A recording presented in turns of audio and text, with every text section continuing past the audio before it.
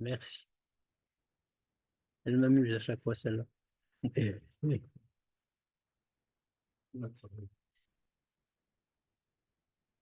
Bon, donc nous en étions arrivés, c'est la page 109, numérée, et nous en étions arrivés, nous devions, c'était juste arrêté là, parce qu'après on commençait, c'est-à-dire on doit voir la note aujourd'hui, la Haga, qui est sur le côté de la page, où l'Admour Zaken précise beaucoup de choses, mais bon, ce qu'il propose, ce qu'il précise est un petit peu compliqué, donc il fallait s'y arrêter.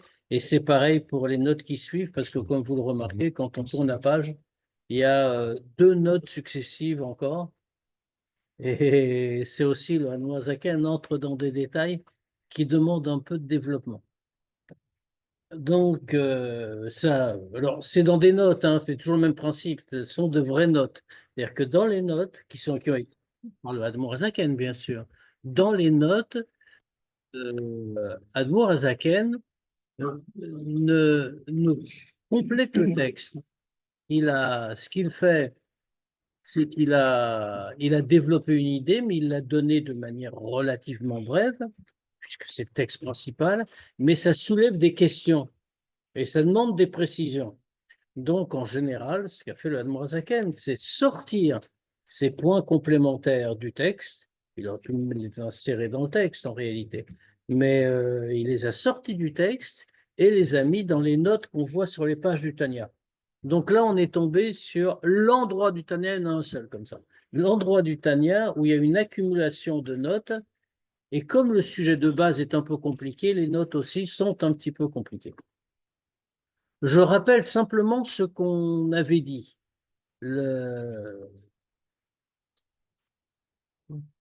On avait dit donc, on était en train de parler de la kavana nécessaire dans la Torah et les mitzvot.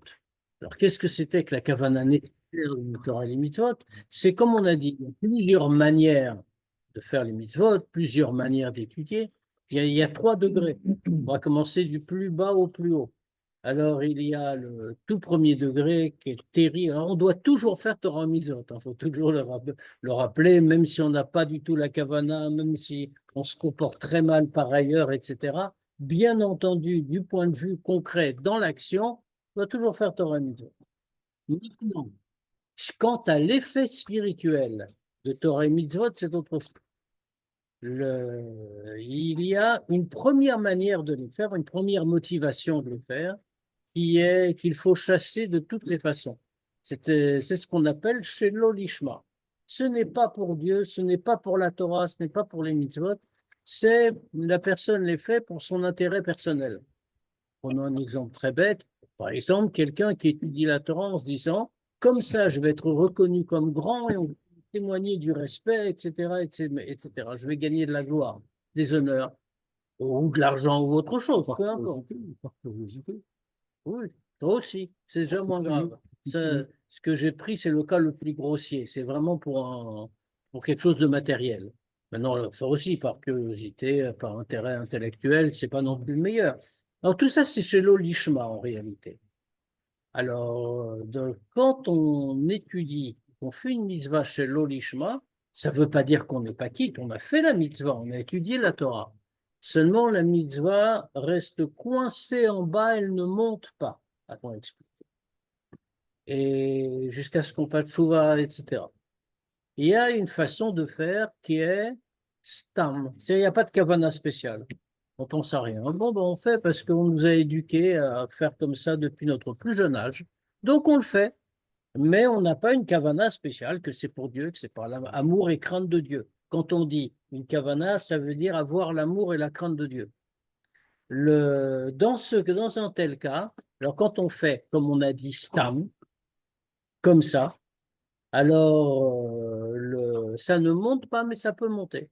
Il suffit de faire une fois comme il faut et ça va tout faire monter. Et puis, il y a la meilleure façon de faire, enfin, pas la meilleure, c'est la seule normale, qui est de faire une mitzvah ou d'apprendre la Torah, l'ishma. L'ishma, il y a 2 degrés.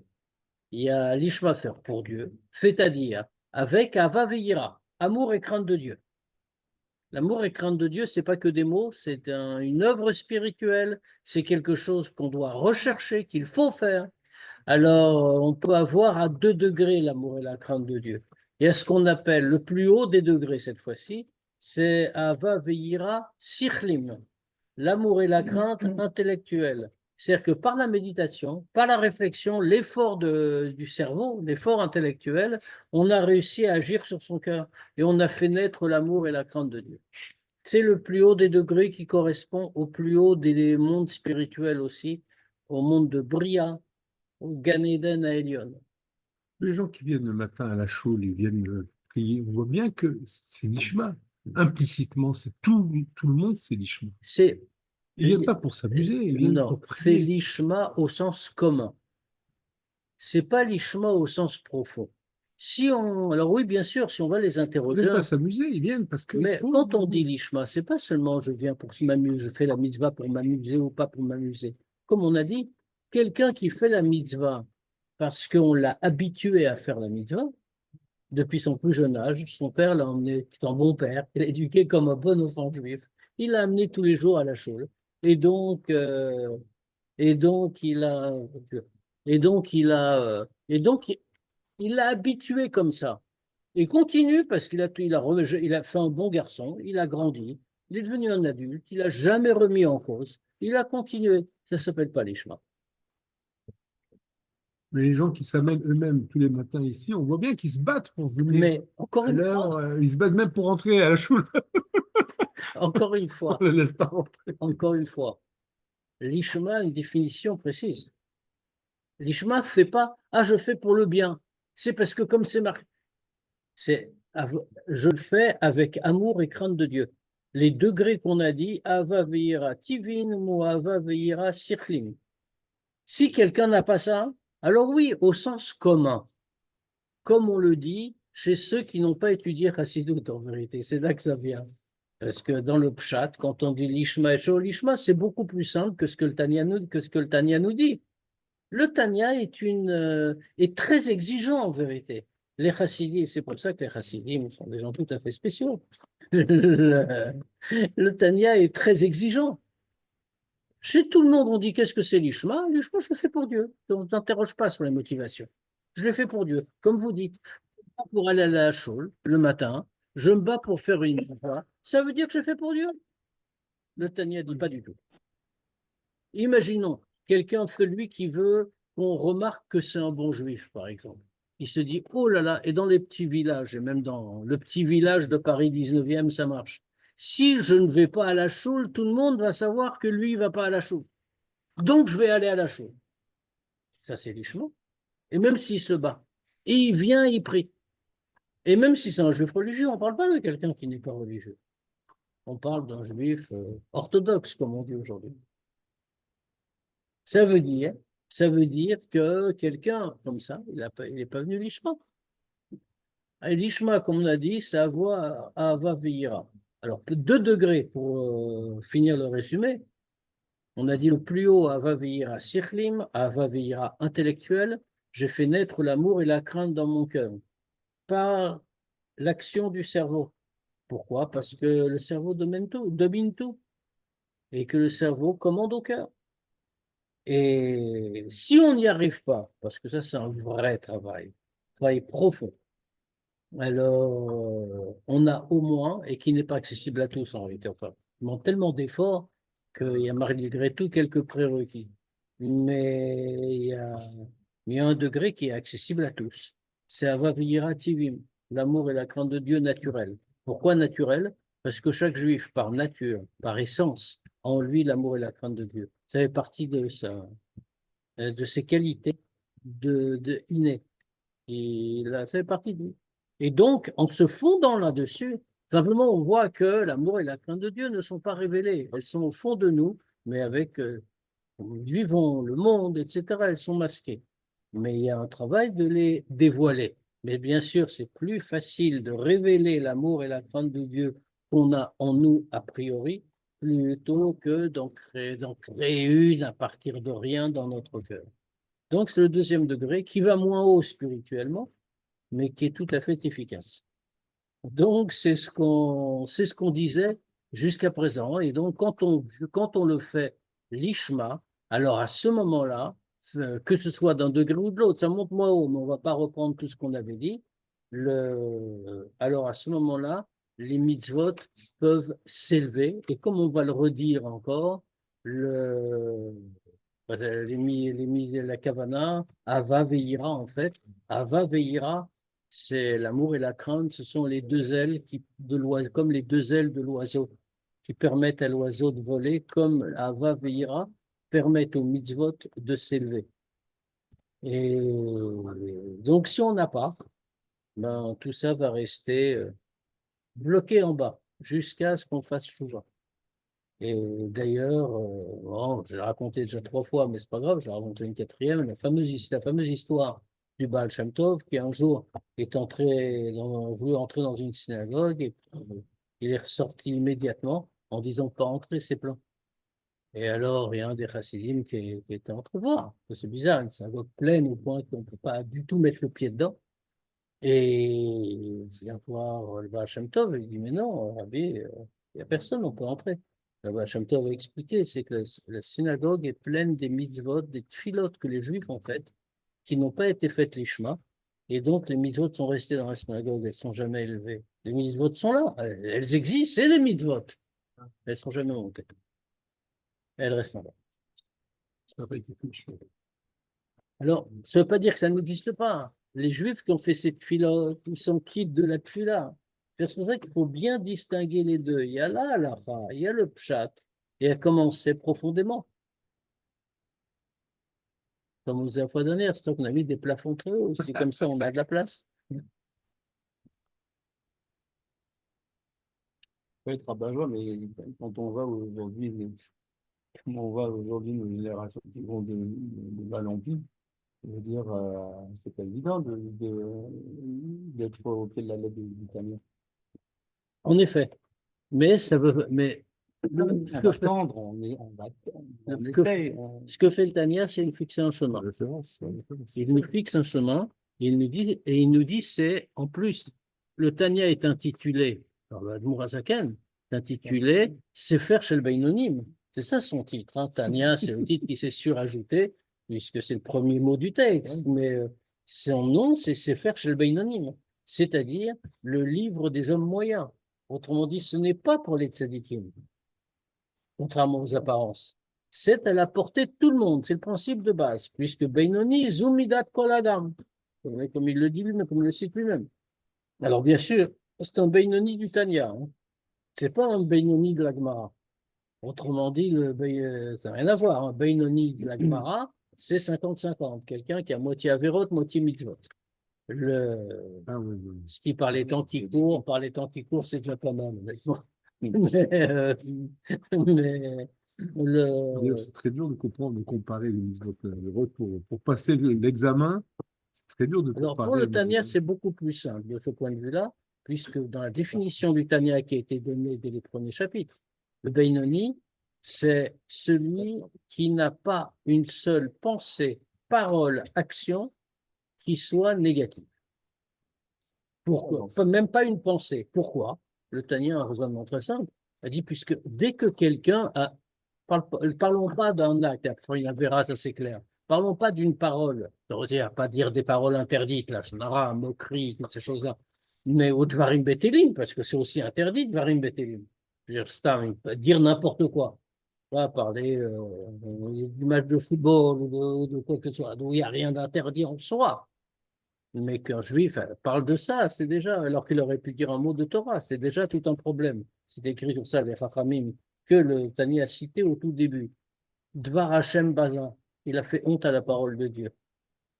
Et je ne dis pas la suite, parce que c'est encore plus.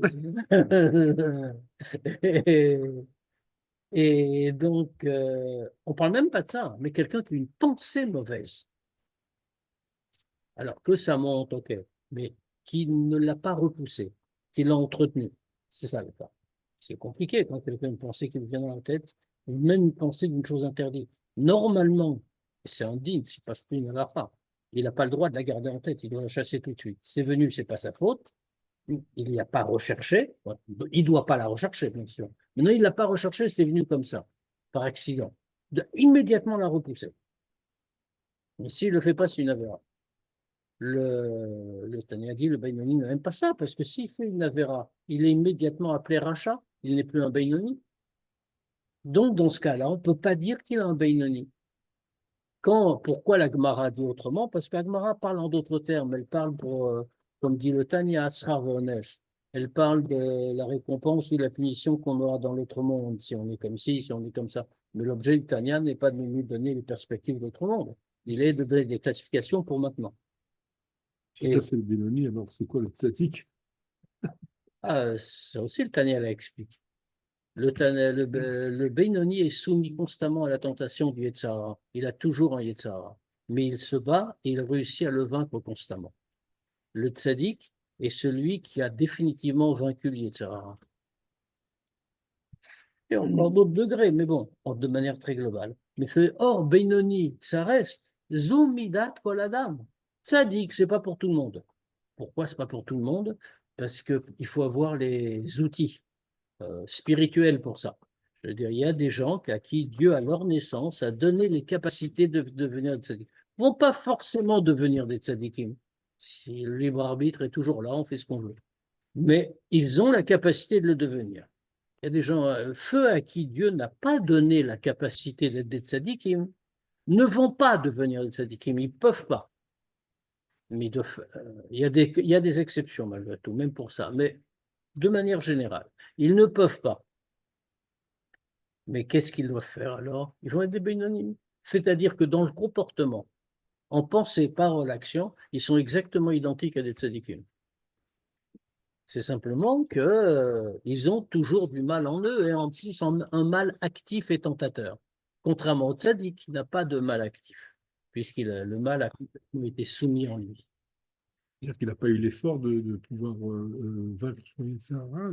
Ah non, le tzadik l'a vaincu. C'est déjà fini. Mais quand il a vaincu? Et dans sa vie, il a travaillé, il a vaincu le mal.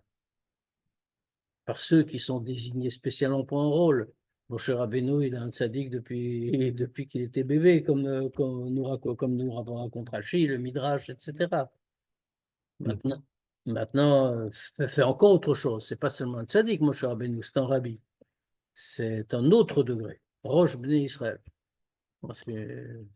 C'est tout à fait un autre degré, mais c'est parce que Dieu veut qu'il y ait quelqu'un qui ait ce rôle. Et son épreuve à lui, elle est ailleurs, évidemment. En tout cas, donc tout reste bloqué en bas si on n'a pas fait l'effort jusqu'au moment où Mashiach va venir et qu'à ce moment-là tout va remonter parce que le monde lui-même va monter. C'est comme ça qu'on était resté la fois dernière. Donc on reprend la note juste à côté de l'astérisque.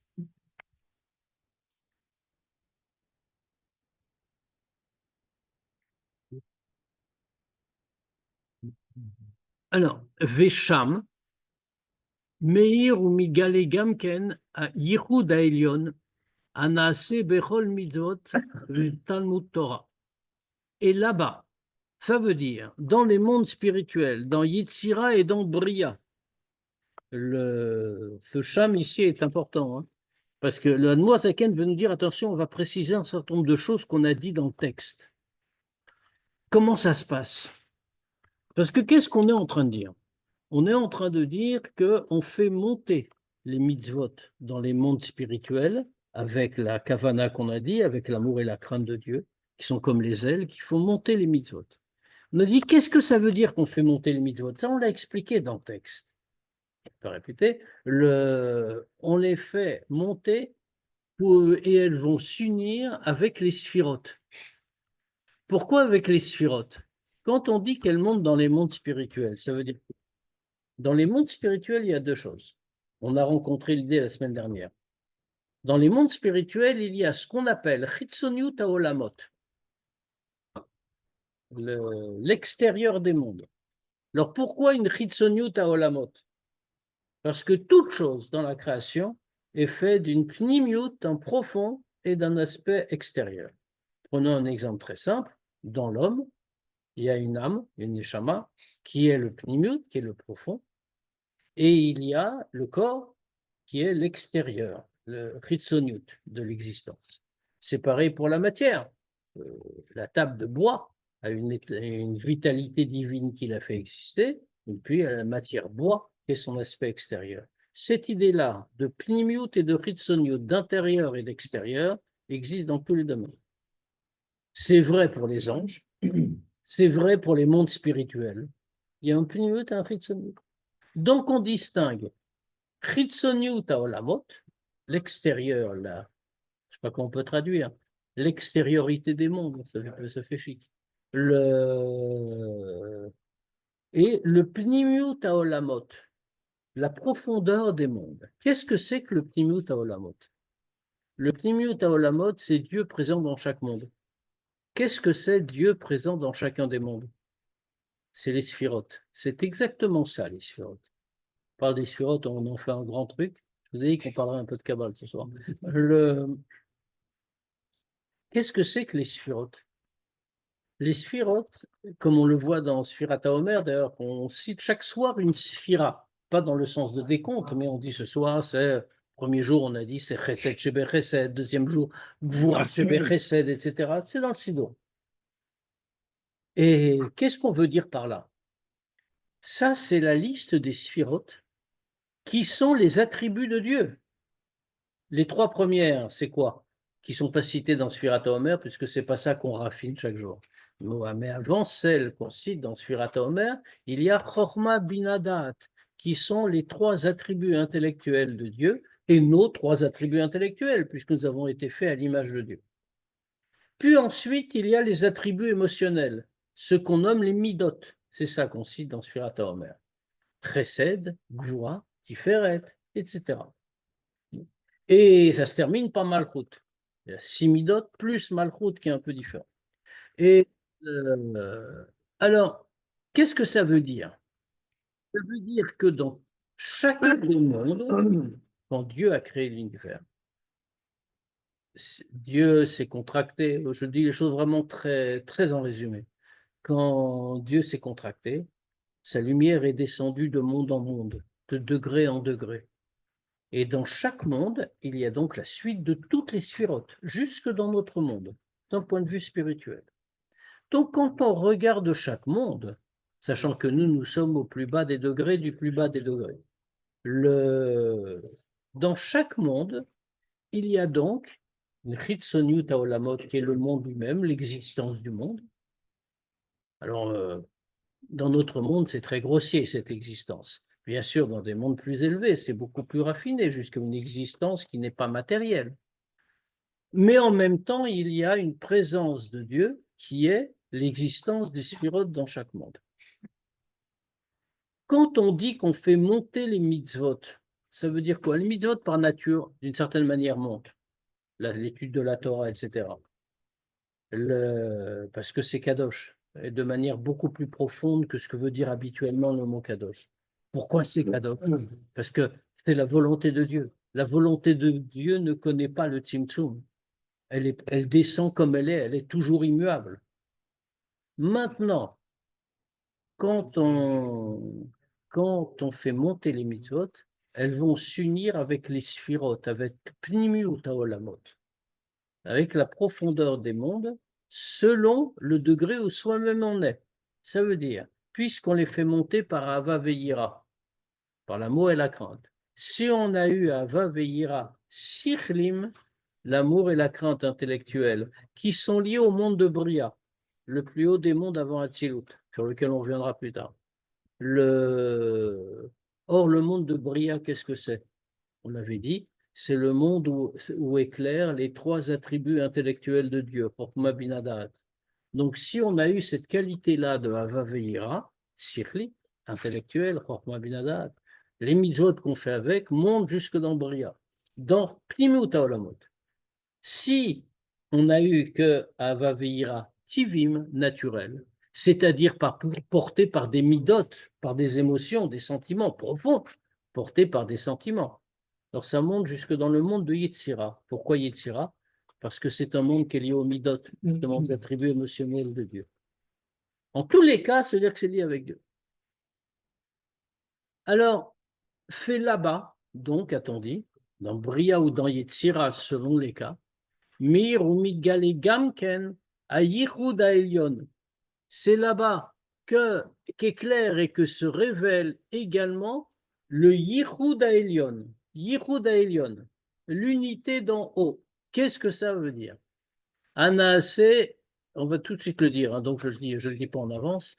Anaase bechol mitzvah, vetalmud Torah. Ce yichud, cette unification, est réalisée par toute mitzvah et par l'étude de la Torah. C'est quoi ce yichud elyon, l'unité d'en haut? Sheu yichud midota vidbarer. Le sheniclalot zu bezou. C'est l'unité de tous les attributs émotionnels de Dieu, de toutes les midotes de Dieu. Les midotes sont opposées pour certaines d'entre elles. Prenons un exemple très simple. Dieu a comme première midote Chesed et Gvura.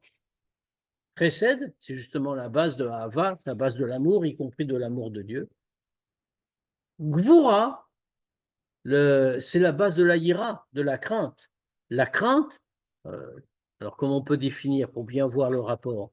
Le chesed est un attribut qui s'épanche, qui se donne, comme la bonté se donne.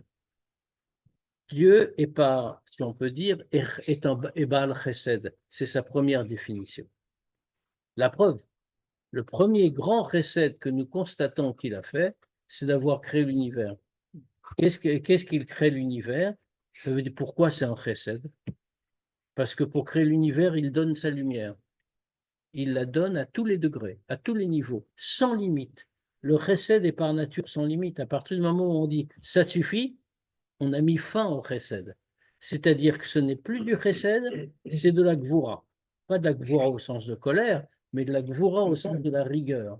Le tzimtzum est une manifestation de gvura, parce que c'est l'opposé du chesed. Le chesed, c'est le don sans limite.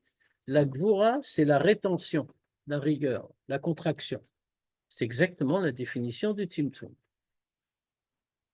Ces midotes-là sont, entre autres, et toutes les midotes viennent de l'une ou l'autre en réalité, sont opposées. Elles ne vont donc pas être ensemble. Pourtant, qu'est-ce que nous voyons? Nous voyons qu'elles appartiennent toutes à Dieu. Autrement dit, les midotes n'ont pas de contradiction fondamentale entre elles. Pour une simple raison, c'est qu'elles sont toutes des expressions de la lumière de Dieu. Alors, puisqu'il en est ainsi, ça veut dire qu'il peut y avoir un yichud. C'est ce qu'on appelle le yichud, l'unification des midotes de Dieu, chez Nichlolot Zubazu, qui s'incluent l'une dans l'autre, Venim Takot Agvurot Bechasadim, et ainsi les Gvurot s'adoucissent dans les Chassadim. Alors, on peut comprendre ça très facilement, en prenant un exemple très concret. Un homme peut être bon, et parfois peut être sévère. S'il est sévère, il va punir très fort. Mais si au moment où il laisse aller sa sévérité, il se souvient qu'en même temps il est bon, il va retenir sa sévérité et l'adoucir. C'est de ça qu'on parle. Autrement dit, la gvura de Dieu va s'adoucir par le chesed de Dieu. C'est ce qu'on demande à Dieu. Quand les choses ne vont pas bien, on lui dit d'y mettre un peu de chesed. Que même les épreuves qu'il envoie à son peuple, par exemple, ne soient pas des épreuves de pure gvura, mais que ce soit des épreuves avec du chesed. Autrement dit, l'épreuve elle-même est adoucie. Parce qu'on a mélangé. Alors, comment on fait ça? C'est en fait toutes les mitzvot qui le font. Comment on le fait? Aliede et ratson aelion ein sov baruchu. Par le et ratson. Alors, un mot précis. Hein, non, pas du tout. C'est ce que j'allais vous dire. Il faut faire attention quand on le traduit. En bon français, enfin en français synagogal habituel, le etratson se dire au moment propice. C'est un bon moment. C'est un bon moment. Un bon moment, voilà, on va prendre Dieu au moment où il est bien disposé. L'interprétation n'est pas fausse. Il y a des moments des moments qui sont comme chacun fait, comme c'est marqué partout, il y a des moments de Sgoula. Il y a un jour du Yom Kippour, ça, par exemple, pour prendre ce jour-là. C'est un moment de Sgoula, c'est un Etratson. On appelle Dieu, Dieu en temple, les Aseretim et Tchouva, par exemple. Tout ça, c'est ce qu'on appelle Etratson. Mais il y a un sens beaucoup plus profond dans Etratson. Vous avez remarqué qu'il y a le mot Ratson dedans. On parle du Ratson, de la volonté. La volonté de qui? En effet, la volonté de Dieu. Si je traduis littéralement, je ne vais pas le traduire de manière littéraire, moment propice, mais je vais le traduire comme le mot veut le dire, moment qui est lié à la volonté de Dieu. Or, la volonté de Dieu, qu'est-ce que c'est? C'est la pratique des mitzvot et l'étude de la Torah, de deux manières différentes. La pratique des mitzvot, la volonté de Dieu s'y habille. Quand un juif fait une mitzvah en bas, il ne fait pas faire, comme on a l'habitude de dire, une mitzvah, c'est écrit comme ça. Non. Il fait ce que Dieu a ordonné. C'est-à-dire qu'il y a une volonté de Dieu qui est habillée dans l'acte de la mitzvah, dans l'acte rituel. Je mets les tefilines le matin, ça, je peux dire ça avec n'importe quelle mitzvah, mais si je mets les tefilines le matin, par exemple, je suis en train d'attacher sur moi la volonté de Dieu, qui est habillée dans les tefilines. Ça, c'est pour une mitzvah n'importe laquelle, importante ou pas importante, aucun rapport. Maintenant, l'étude de la Torah, c'est encore plus. Pourquoi? Parce que quand c'est une mitzvah, la volonté de Dieu n'a fait que s'habiller à l'intérieur de la mitzvah. C'est pas elle, la volonté de Dieu. C'est l'effet de la volonté de Dieu qui est habillé à l'intérieur. Mais la Torah, ce n'est pas Dieu qui est habillé, ce n'est pas la volonté de Dieu qui est à l'intérieur, qui s'est habillé dedans, c'est la volonté de Dieu même. Qu'est-ce que c'est que la Torah? La Torah, c'est principalement la halakha. Or, qu'est-ce que c'est que la halakha? N'importe quelle halakha. On n'est pas en train de parler, encore une fois, de grandes halakhot, de choses très importantes, de petits détails. Ça n'a aucune importance, cette distinction. La halakha, c'est la volonté de Dieu directement dans ce monde sans timtsum. C'est-à-dire que quand un juif étudie la Torah, ou qu'il fait une mitzvah, et encore plus quand il étudie la Torah, comme on vient de le dire, ce moment où il le fait, c'est et ratson, c'est le moment de la volonté de Dieu. Et donc, quand il prend la volonté de Dieu, qu'il a fait descendre dans ce monde, et qu'il associe, comme il fait avec Avaveira, alors à ce moment-là, le fait qu'il le pratique, c'est devenu un et ratson. Il fait apparaître la volonté de Dieu dans ce monde, et donc ça s'appelle un et ratson. Même s'il le fait à son rythme, ça veut dire qu'il veut faire la tefila à 10 heures plutôt qu'à 8 heures, il a fait quand même le Ha'etz Ratson. Oui, s'il le fait comme il faut, oui. Ça dépend. C'est que des principes généraux. Maintenant, le reste, c'est... Il semblerait que le Ha'etz, ça veut dire que c'est un moment Non, propice, peu importe. précis. Non, le Non. het, il le fait parce qu'il crée le ratson. Il fait apparaître le ratson. Le moment devient le het ratson. C'est le moment de la volonté de Dieu. C'est lui qui le déclenche. Exactement. Il va le dire tout de suite. Hein. Tout ça vient de Rabbi Chaim Vital. Tout ce lien-là, ça vient de Rabbi Chaim Vital sur le Zohar. Et donc, Ein Sof Baruch Hu, donc la conséquence spirituelle a été importante. Ça veut dire que les gvurot de Dieu, les rigueurs, les sévérités, sont inclus avec les chassadim. Et donc la gvura a disparu. Parce qu'on a fait ce Et Ratson Ha'elyon, c'est-à-dire de Ein Sof Baruch Hu, Ameir ou Migale beprinat gilui rav ve'atzun beitota diltata, qui s'est révélé comment? C'était pas dans le moment, justement. Ça s'est révélé avec un très grand dévoilement, très puissant. Comment? Par Itoota Diltata, par le réveil d'en bas. C'est-à-dire, c'est l'homme qui agit, et comme c'est écrit dans le Zohar, Itoota Diltata, Itoota Dilela, que le réveil d'en bas déclenche le réveil d'en haut. Riatzia la mitzvah, o esek à Torah, ça c'est l'accomplissement de la mitzvah, ou l'étude de la Torah, Sheben Meluvash Ratson Ha'elyon Ein Sof Baruch Hu, puisqu'à l'intérieur est habillé le Ratson Ha'elyon, la volonté de Dieu, la volonté du Ein Sof. La volonté du Ein Sof, qui est beaucoup plus haute que tout l'enchaînement des mondes. Puisque là, on n'est plus dans Bria ou dans Yetzira.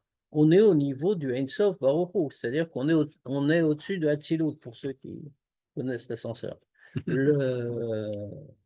On est à un degré de l'essence de Dieu. Maintenant, donc toutes les midotes se sont englobées. Ah, vient nous préciser le Admour Azaken. C'est encore plus que ça, puisque là, on est resté au niveau de Bria et de Yetzira, finalement. Ça dépendait de la qualité de notre Avaveira. Si on avait eu Avaveira intellectuel, c'était jusqu'à Bria, le plus haut des mondes accessibles aux créatures. Et si, à toutes les créatures, y compris les anges d'ailleurs. Et si on a eu que Avaveira tout ça se passe dans le monde de Yetzira, le monde d'en dessous, ce qui est déjà pas mal. Hein. Je rappelle que le monde de Bria, c'est Gan Eden et Elion, et le monde de Yetzira, c'est Gan Eden et Tarton, les 2 degrés du Gan Eden. Donc, on est déjà pas si mal. Mais il y a beaucoup plus, parce qu'en vérité, comme vient le préciser le Admour Azaken, Ach, Ikar Yichud ou les Mala Mala, mais le principal de cette unification est bien plus haute. Où ça? Dans le monde d'Atsilut. Pourquoi dans le monde d'Atsilut? D'abord, comme on a dit, il y a un contact de monde en monde au travers des sphirotes, puisque c'est les sphirotes du Or Ein Sof en vérité qui s'habillent dans chaque monde. Donc c'est le même canal, si l'on peut dire. Maintenant, par ailleurs, pourquoi le Admour Azaken nous rapporte ça? C'est parce que la vraie unité ne peut avoir lieu que dans Atsilut. Pourquoi donc? Parce que dans chacun des mondes, il y a une existence créée.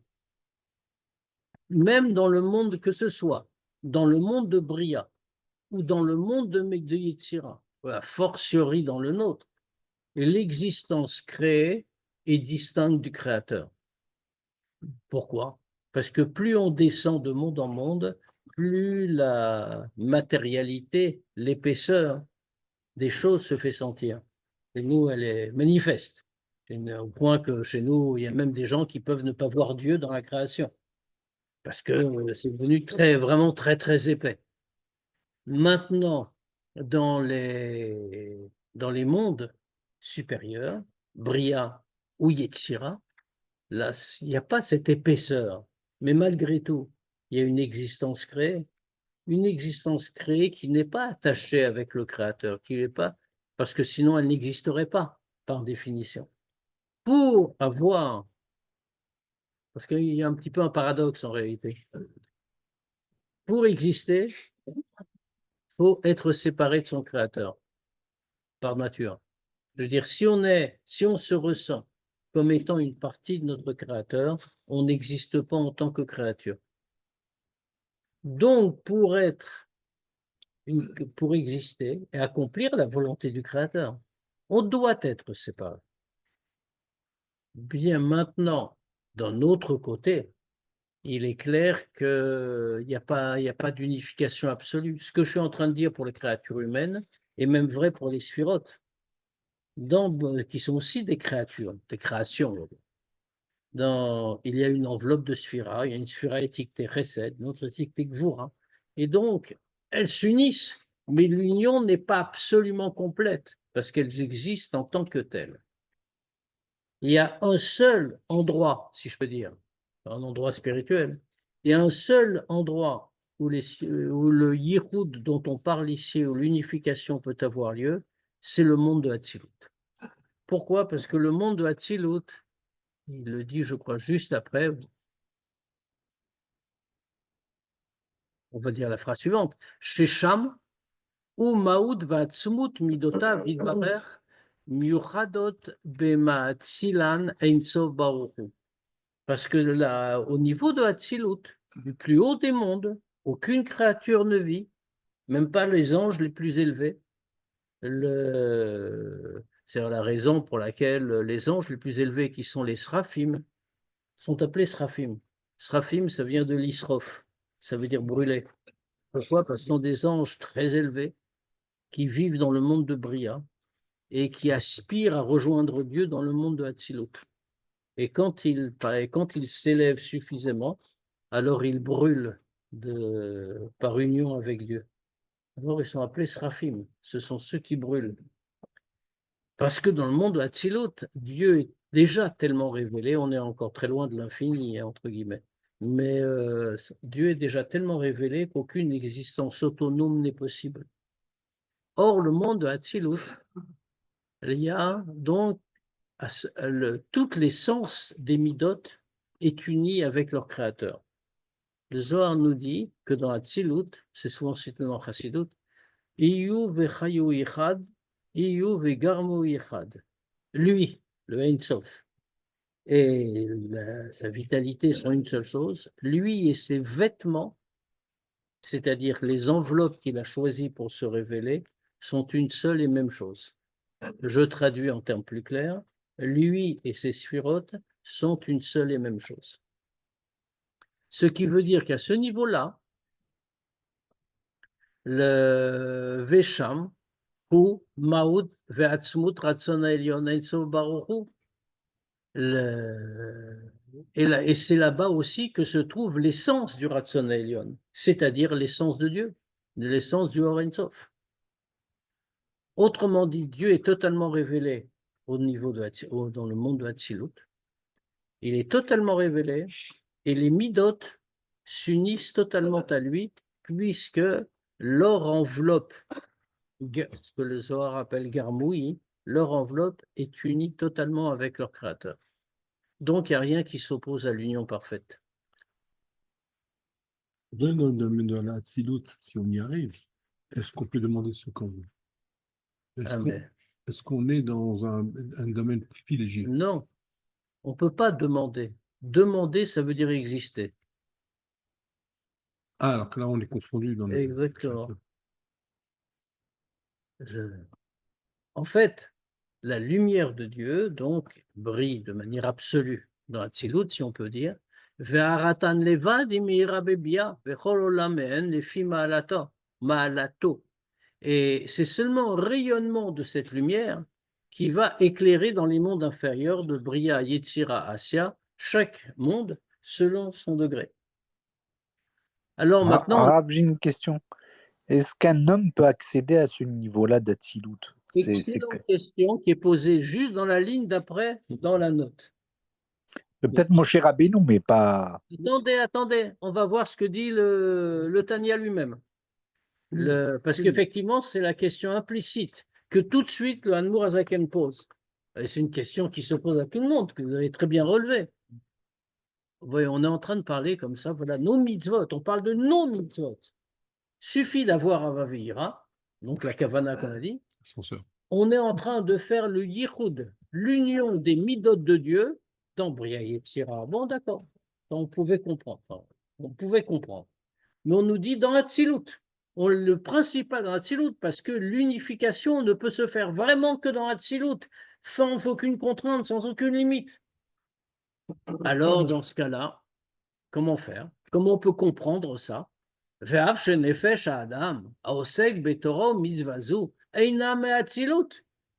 bien que l'âme de l'homme qui étudie la Torah ou qui fait cette mitzvah n'est pas de Hatzilut, donc quel rapport il a avec ça? On vient d'expliquer que le monde de Hatzilut est détaché de tout, que dans le monde de Hatzilut, aucune créature ne peut vivre.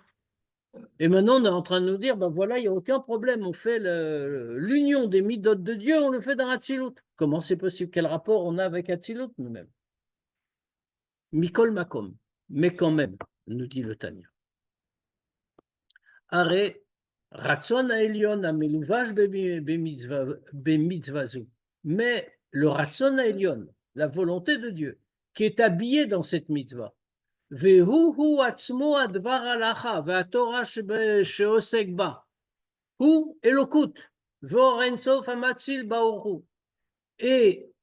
encore plus, ça c'est vrai pour la mitzvah, puisque le Ratzon Haelyon, la volonté de Dieu, est habillée dedans, comme on expliquait tout à l'heure. Et encore plus quand il s'agit de l'étude de la Torah, parce que quand on apprend dans la Torah, ça même, la Torah qu'il étudie, c'est la divinité. Et le Or Ein Sof, Amatzil Baruch Hu. Et c'est le Créateur lui-même. Quand on étudie la Torah, ce n'est pas une mitzvah comme les autres. Ça, c'est la grande supériorité de l'étude de la Torah sur la pratique d'une mitzvah, la supériorité spirituelle. Il y a une supériorité spirituelle de la mitzvah aussi dans notre point de vue. Mais de ce point de vue-là, en termes d'union avec Dieu, l'étude de la Torah l'emporte surtout. Parce que, comme on a dit, dans une mitzvah, la volonté de Dieu est habillée dans la mitzvah. Dans l'étude de la Torah elle-même, c'est la divinité. Pourquoi? Parce que c'est l'halakha, c'est la volonté de Dieu. Or, Shehu Urtsono Echad. Parce que Dieu a une caractéristique, entre autres choses, c'est que lui et sa volonté sont une seule entité. Pas vrai pour un homme. Un homme, bien sûr, quand il veut quelque chose, il a aussi une volonté. Mais cette volonté n'est pas lui, ce n'est pas son essence. La meilleure preuve, c'est qu'un homme peut changer de volonté. Peut vouloir très fort quelque chose, on va le convaincre du contraire, il va changer d'avis, il aura une autre volonté. Ça veut dire que sa volonté n'est pas lui, c'est la volonté, la résultante de nombreux facteurs, parce que c'est un domaine qui est extérieur à son essence. L'essence ne change pas. Dieu, lui et sa volonté, ça c'est Rambam, lui et sa volonté sont une seule entité. Ça d'ailleurs que la volonté de Dieu ne change pas, qu'une mitzvah ne peut pas changer, parce que c'est la volonté de Dieu qui est éternelle et immuable, puisqu'il est Dieu lui-même. Et c'est par sa volonté, et c'est par sa volonté que Dieu a créé ces midot qui sont unis à lui. Et par le dévoilement de sa volonté. Amigale aliédé, c'est qu'à Torah, pas qui se dévoile par le fait qu'on étudie la Torah, ou mitzvahzou, qu'on fasse cette mitzvah. Un nichlalot zoubazou. Ça ne dépend plus de nous. C'est vrai que nous, on ne peut rien faire dans la tzilut et qu'on ne peut pas arriver dans la tzilut. Mais du fait qu'on a affaire à un objet tout à fait spécial, on a affaire à l'étude de la Torah qui est Dieu. On a affaire à la pratique d'une mitzvah qui est la volonté de Dieu, Dieu lui-même habillé dans l'acte qu'on est en train de faire. Alors à ce moment-là, c'est la volonté de Dieu que ça se révèle comme ça. Et que c'est la volonté de Dieu que ça s'inclut l'une dans l'autre, venimtakot agvurot bechasadim, et que les gvurot, les différents degrés de gvura s'intègrent aux différents degrés de chesed, be'et ratzonzu, par ce et ratzon, c'est-à-dire ce moment où on a fait apparaître sa volonté par l'étude de la Torah ou la pratique de la mitzvah. Donc, il vient de nous préciser des choses importantes. L'effet que ça a quand on fait une mitzvah avec Avav Yira. On est en train d'unir toutes les midot de Dieu, et en unissant toutes les midot de Dieu, on a adouci toutes les gvurot, dans tous les mondes, bien sûr, mais jusque dans le monde de Hatzilut. Donc, ça, c'est l'œuvre qu'un simple juif fait quand il est en train, par exemple, de mettre les tefilines le matin ou dans la journée. En fait, nous, on le dit une seule fois. Ah, ouais, pour les autres, pour ceux qui disent. Pour ceux qui disent, oui, bien sûr. En vérité, c'est à ça que ça sert. Chaque Mais mitzvah. dans notre Noussar, on le dit avant Baruch Shama et on le dit pour la journée.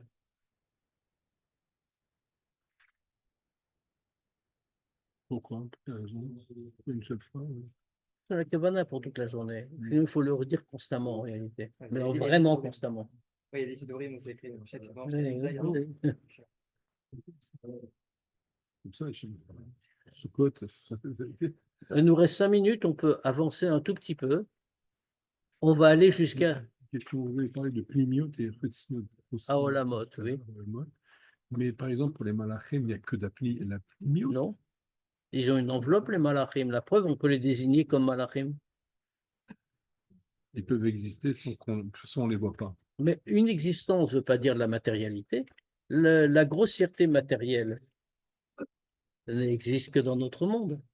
Bien, c'est dans Rambam aussi. Rambam nous dit que toute création a Chomer Vetsura, a une forme et une profondeur. Et je traduis ça comme ça. Alors, ça veut dire qu'un malach aussi, il a Chomer Vetsura. Alors, le Chomer n'est pas Chomri. Oui, parce qu'on. La forme n'est pas grossière. Mais c'est tout. Mais elle existe. Si Sinon, le c'est malach immatériel, n'existe pas. comment peut-on la Ah ben, percevoir? quand on est un malach. Nous sommes nous-mêmes grossiers, donc on a du mal à percevoir une existence non matérielle. Ça, c'est clair. Mais ça ne veut pas dire que l'existence non matérielle n'existe pas. À partir du moment où on dit le mot existence, ça a une pesanteur. Et on va reparler des malachim. La Le prochaine père note de est consacrée Shimshon- entièrement à un malach. Le père de Shimshon a vu un malach. Il a vu quelque chose, qu'est-ce Il qu'il a a vu vu? quelque chose. Il a vu quelque Absolument. chose. Il a vu quelque chose et c'était sa Fritznot. Exactement. C'était son chomer, si on peut dire. Mais c'est vrai, encore une fois, au niveau même le plus bas de la création. Une pierre, on va dire, c'est quoi une pierre? C'est un truc matériel, c'est le plus grossier qui est. Pas de pensée, pas de réaction. Et pourtant, Rambam nous dit, là aussi, Chomer Vetsura. Et le Harizal nous dit qu'il y a une vitalité divine qui fait exister la pierre. Que ça, c'est la tsura de la pierre. Mais l'essentiel dans le caillou, c'est évidemment pas l'étincelle, enfin l'essentiel, si l'essentiel c'est aussi l'étincelle, mais je veux dire là, en quantité, ce qu'on voit, c'est évidemment la matière qui est la pierre, le chomer. Donc, je voudrais juste faire 2-3 lignes, comme ça je m'arrêterai au prochain astérisque. Comme ça, la semaine prochaine, on recommencera. Donc, on reprend à l'astérisque là, ou basé Yuvan. Et comme ça, on comprend. Et Tev comprend même très bien. Le fait que l'amour et la crainte de Dieu, la crainte et l'amour plus exactement, soient appelés Gatfin, soient appelés des ailes, derech machal, en manière de parabole, qui dirtive, comme c'est marqué, ou bishtaim yeofef, comme c'est marqué, fait marquer ça sur les anges. Les anges, sur eux, c'est marqué qui Beshtaim Yofef, je ne sais plus où exactement, c'est marqué comme ça dans une description des anges, où Beshtaim Yofef, et ils s'envolent avec les deux, avec deux ailes. Merci. Et dans un. Et. Oui, la Gemara Sanhedrin, qu'est-ce Oui, que c'est Magmara Sanhedrin, Sanhedrin, mais qu'est-ce que- je cherchais dans quel navire c'était. Voilà. Et, le, Il y a Rafou. et alors, il y a une grande question sur ce passage. Il y a marqué ou Beshtaim Yofef. Il va s'envoler avec deux ailes. Mais il est écrit par ailleurs que les anges ont 6 ailes. Ah, c'est pas les mêmes, je crois. Non, il y a une autre réponse. Ils ont tous 6 ailes. C'est écrit sur les Malachim qu'ils ont 6 ailes. Alors pourquoi vient-on dire qu'ils en ont 2? Parce que ici, les 6 ailes correspondent à des attributs spirituels. Hein, ce n'est pas des oiseaux à 6 ailes. Mais tout ça doit être pris à un Physiquement, autre degré. il faut deux pour s'envoler. Ça veut dire que les deux ailes dont on parle, c'est celles qui permettent aux malachim de s'élever. Yofef, c'est écrit, Oui. de voler, de s'élever. C'est-à-dire quoi? Ahava veira. Les deux ailes sont l'amour et la crainte de Dieu qui les portent. Et l'Admorazaken va nous démontrer ça. Ou comme je katav à Rabbi Chaim Vital Zal. Et comme l'a écrit Rabbi Chaim Vital dans Shara Yehudim Perek Yud Aleph. Là-bas, il dit, on n'est pas dans la gare, les quelques lignes de texte, la gare la fois prochaine. Chaque nafaim be'of, et là-bas, le Rabbi Chaim Vital explique que les ailes chez l'oiseau, hen zrot, ça, c'est les bras chez l'homme. C'est écrit un peu partout. Zrot à Adam, c'est écrit là-bas, c'est écrit dans le Zohar lui-même, c'est écrit dans plusieurs endroits, et même dans la Gemara, on le trouve. Alors, il y en a. Exactement. Ou betikunim, pirouche, et dans les tikkunim, on explique. Tikkunim, ça veut dire dans le Zohar.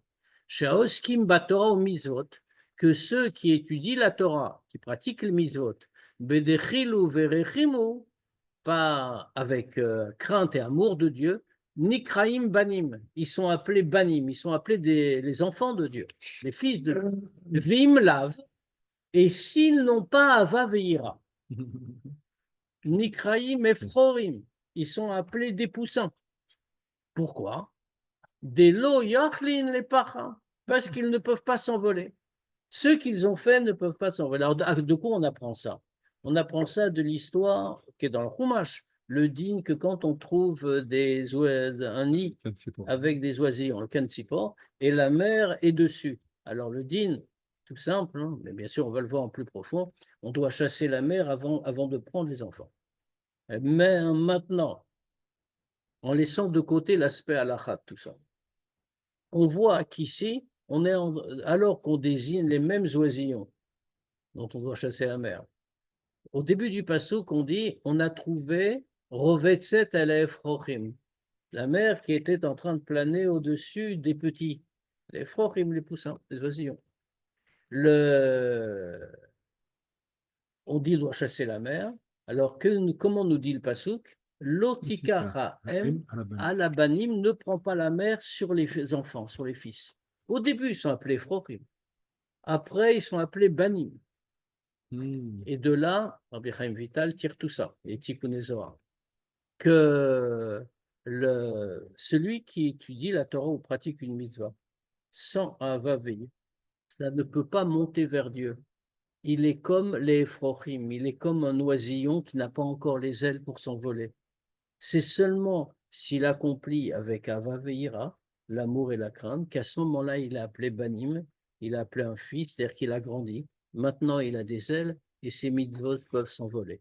En réalité, l'Admour Azaken, ici, a voulu nous montrer des preuves de ce qu'il était en train de dire.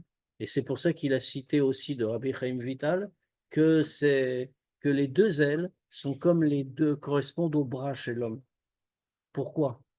Parce qu'à propos des bras, le Zohar nous dit que le bras droit, c'est Chesed, et le bras gauche correspond à Gvura. Il y a droit Smeila, droit Yemina. L'un c'est Chesed et l'autre c'est Gvura. Donc, faut attention de la zaka avec la main droite, etc., etc., pour toutes ces choses-là. Et droit Yemina, droit Smola. Et donc, on voit bien que le côté droit correspond, correspond bien aux deux ailes de chaque côté. Ça permet à la mitzvah de s'envoler. Et si on n'a pas Vavira, la mitzvah ne pourra pas s'envoler. On va s'arrêter là pour ce soir. La Kabbalah, le cours de Kabbalah continue la semaine prochaine. On va pas s'envoler, mais ça veut dire qu'il n'aura pas fait, il n'aura rien, il n'aura pas rien fait. De la mitzvah, on doit toujours la faire, mais on ne parle pas de ça. Le Tanya n'est pas en train de nous convaincre de faire les mitzvot. Il est en train de nous montrer le chemin du service de Dieu. On peut poser quelques questions, bien sûr, si on veut. Oui, Rav, j'ai une question. En fait, Ava Veira, est-ce que c'est des attributs d'Akadosh Baruch Hu aussi? Si on dit que Hava, c'est Chesed, C'est Chesed et Ira, Ira, c'est c'est Gvura, Gvura, ce voilà. sont des attributs de Dieu. En tout cas, ça découle de ces attributs de Dieu. Donc il y a un effet miroir en fait. Absolument, c'est ce qu'on a dit tout à l'heure. Itota dilela, itota diltata. Le réveil d'en bas déclenche le réveil d'en haut. J'ai compris. Donc Hachem, il veut qu'on lui ressemble un petit peu, quoi. Exactement, exactement. D'ailleurs, c'est un des grands points, ça, de toute la Torah. Il faut agir à l'image de Dieu. J'ai compris. Merci beaucoup. C'est marqué d'ailleurs même sans le Zohar ni quoi que ce soit, même dans la Gemara. Voilà, je vous donne donc rendez-vous jeudi soir pour l'étude de la Sira. Je suis là cette fois-ci. Et lundi prochain pour la suite du Tanya. On parlera encore de choses comme celle-là. Il y a une série de choses un peu difficiles à élucider avant de poursuivre. J'avais une question. Une bonne semaine à tous.